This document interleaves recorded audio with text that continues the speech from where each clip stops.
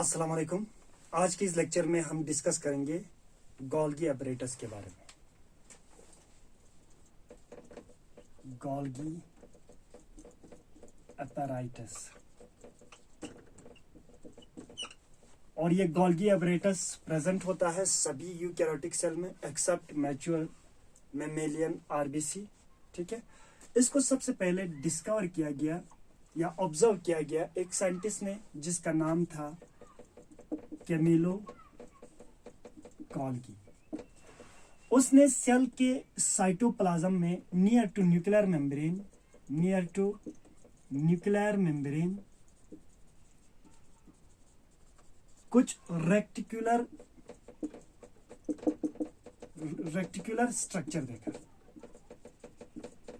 और इसी का नाम पड़ गया बाद में गोल्गी बॉडीज। इस साइंटिस्ट के नाम से रखा गया इसको। ठीक है, और देखो गोल्गी बॉडीज जो होते हैं ये बना होता है मनी फ्लाइट्स या डिस्क शेपेड स्ट्रक्चर का, जो अरेंज होते हैं पैरेलल टू ईच अदर, और इसका डायमीटर जो होते हैं 0.5 माइक्रोमीटर से लेकर 1 माइक्रोमीटर तक इसका क्या होते हैं डायमीटर होते हैं। और ये जो डिस्क शेपेड जो स्ट्रक्चर है ये इंटर कनेक्टेड होते हैं, एक दूसरे के साथ क्या होता है कनेक्टेड होते हैं, और ये अरेंज्ड होते हैं, अरेंज्ड पैरेलल टू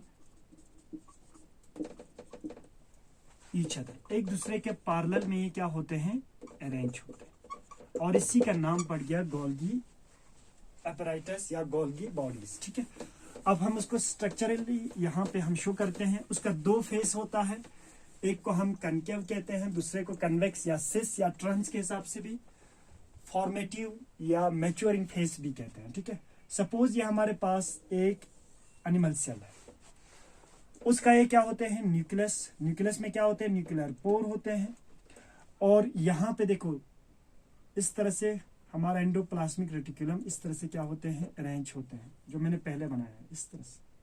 ठीक है, और इसके सरफेस पर राइबोसोम अटैच हो भी सकते हैं, नहीं हो भी सकता है। ठीक है, तो यहाँ पे कुछ इस तरह के स्ट्रक्चर देखा उसने, जो इस तरह से साइक लाइक स्ट्रक्चर या डिस्क शेपेड स्ट्रक्चर इस तरह से अरेंज था। ये क्या था, एक दूसरे के पैरेलल था, कुछ इस तरह की, और ये आपस में एक दूसरे के साथ क्या होते हैं कनेक्टेड होते हैं इस तरह से। और देखो इस फेस को कहते हैं जो न्यूक्लियर मेम्ब्रेन के नजदीक होते हैं, इसको कहते हैं कन्वेक्स, या हम इसी को क्या कहते हैं सिस फेस कहते हैं। सिस फेस या convex face is present towards the nuclear membrane, ये न्यूक्लियर मेम्ब्रेन के नजदीक होते हैं। और ये जो फेस है इसको कहते हैं कनकेव, या हम इसी को क्या कहते हैं ट्रांस कहते हैं, जो अवे फ्रॉम न्यूक्लियर मेम्ब्रेन होता है, न्यूक्लियर मेम्ब्रेन से थोड़ा दूर होते हैं। ठीक है, अब देखो जो कन्वेक्स होता है इस फेस को हम क्या कहते हैं फॉर्मेटिव फेस कहते हैं। फॉर्मेटिव क्यों कहते हैं अभी इसका रीजन समझ में आएगा। ठीक है, और इस फेस को कहते हैं मैच्योरिंग फेस, मैच्योरिंग फेस कहते हैं। तो देखो जो हमारे पास एंडोप्लाज्मिक, जो हमारे पास गोल्गी अपरेटस होते हैं उसका दो फेस होता है, एक को हम कन्वेक्स या सिस फेस कहते हैं, और cis face near to nuclear membrane present होते हैं, और इसी को हम क्या कहते हैं फॉर्मेटिव फेस भी कहते हैं। और दूसरा जो फेस होता है इसको हम क्या कहते हैं कनकेव या ट्रांस फेस, और वो अवे फ्रॉम न्यूक्लियस होते हैं, और इसको हम क्या कहते हैं मैच्योरिंग फेस कहते हैं।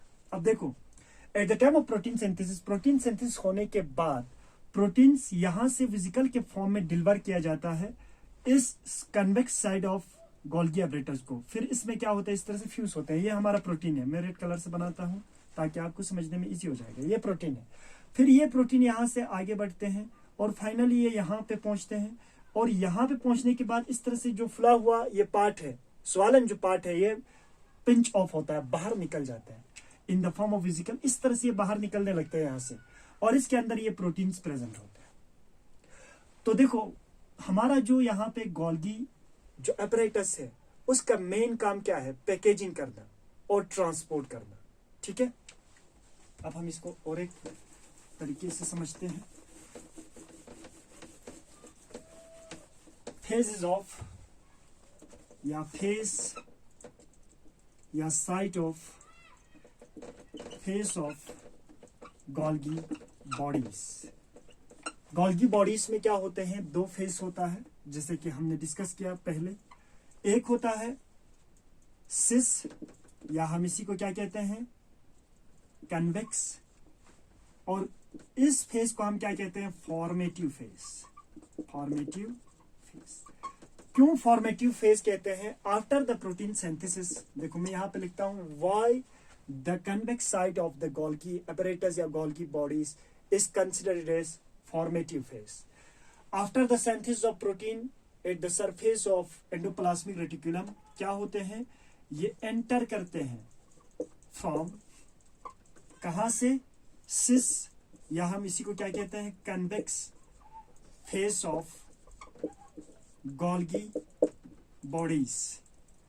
Golgi bodies. इसके बाद ये आगे क्या होता है, ट्रांसपोर्ट होते हैं। आगे ट्रांसपोर्ट होते टाइम पे यहाँ पे उसका मॉडिफिकेशंस होता है, तो फॉर्मेशन यहां से स्टार्ट होते हैं, इसीलिए इसको हम क्या कहते हैं, फॉर्मेटिव साइट कहते हैं। दूसरा आ जाओ यहाँ पे, जिसको हम क्या कहते हैं, ट्रांस, या हम इसको क्या कहते हैं, कनकेव,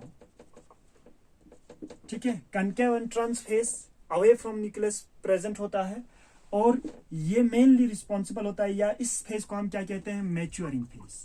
मैच्योरिंग फेज कहते हैं। क्यों, ये प्रोटीन यहाँ पे मॉडिफिकेशन होने के बाद मैच्योर होके बाहर निकलते हैं, उसमें बॉन्ड्स बनते हैं, मॉडिफिकेशंस होते हैं, जितना भी मॉडिफिकेशंस होना है वहां पे होते हैं। इसके बाद ये बाहर निकलते हैं, और इसी को हम क्या कहते हैं, मैच्योरिंग फेज कहते हैं। अब इनका लोकेशन देखो, ये जो सिस या कन्वेक्स जो साइट होता है, फॉर्मेटिव फेज जो होता है ये गोल्गी बॉडीज का, ये नियर टू न्यूक्लियर मेम्ब्रेन होता है, near to nuclear membrane.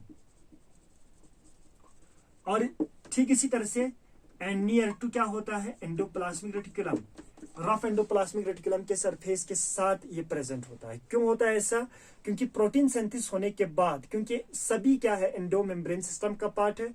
Protein अगर सेल के बाहर या सेल के अंदर यूज करना है, तो उस प्रोटीन को एंडोप्लाज्मिक रेटिकुलम के सरफेस पे सिंथेसिस किया जाता है, फिर इसके बाद गोल्गी apparatus के पास दिया जाता है, ठीक है। और ये कहां पे होते हैं, अवे फ्रॉम या near to plasma membrane, near to plasma membrane. अब इसके अंदर मॉडिफिकेशन होने के बाद यहां से बाहर निकल जाते हैं। हो सकता है ये प्रोटीन सेल के अंदर ही यूज होता हो, या ये सेल के बाहर सिक्रीट करते हैं। तो इंट्रासेलुलर भी हो सकता है, प्रोटीन को ये इंट्रासेलुलर ट्रांसपोर्ट कर सकते हैं, या एक्स्ट्रा सेलुलर ट्रांसपोर्ट कर सकते हैं, ठीक है।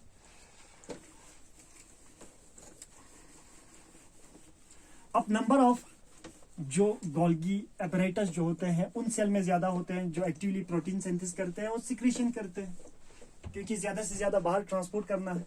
अब इनका फंक्शन देखो, what is the functions of Golgi apparatus। ये देखो, इसका जो प्राइमरी जो फंक्शंस है, ये क्या करते हैं, पैकेजिंग ऑफ मटेरियल्स। जो मटेरियल है उसको पैक किया जाता है, किस फॉर्म में, वेसिकल के फॉर्म में, वेसिकल के फॉर्म,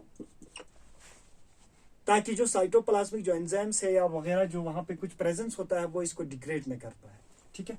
दूसरा इसका फंक्शंस, ये मॉडिफिकेशंस ऑफ प्रोटीन करते हैं, मॉडिफिकेशंस ऑफ प्रोटीन्स, प्रोटीन का मॉडिफिकेशंस करते हैं। जैसे कि for example disulphate bond formations यहां पे होते हैं। सल्फर किस में प्रेजेंस होता है, सिर्फ प्रोटीन्स में। अब प्रोटीन्स में जो सल्फर होते हैं, उनमें डाइसल्फेट बॉन्ड का फॉर्मेशंस कहां पे होते हैं, गोल्गी apparatus में। देखो आप लोगों को पता होगा, जो एमिनो एसिड्स हमारे पास 20 एमिनो एसिड है, which is mainly responsible for the synthesis of protein, a particular proteins. अब इस 20 अमीनो एसिड में से सिर्फ 2 ही अमीनो एसिड ऐसा है जिनके पास क्या होता है, सल्फर प्रेजेंस होता है। ये याद रखना आपको। एक होता है हमारे पास सिस्टीन, दूसरा होते हैं मिथियोनिन। मिथियोनिन के पास जो सल्फर होता है ये बॉन्ड फॉर्मेशन में पार्टिसिपेट नहीं करते हैं, और सिस्टीन के पास जो सल्फर होता है वो सल्फर बॉन्ड फॉर्मेशन में पार्टिसिपेट करते हैं। रीजन क्यों? क्योंकि यहाँ पे जो सल्फर होते हैं ये इंटरनल होते हैं और उसमें कोई वैलेंसी नहीं होता है, इसीलिए ये बॉन्ड फॉर्मेशन में पार्टिसिपेट नहीं करते हैं। यहाँ पे सिस्टीन में जो सल्फर होता है ये टर्मिनल पोजीशन पे होता है, इसीलिए ये बॉन्ड फॉर्मेशन में क्या करते हैं, पार्टिसिपेट करते हैं। ठीक है, ये 2 फंक्शंस हुआ। इसके अलावा जो हमारा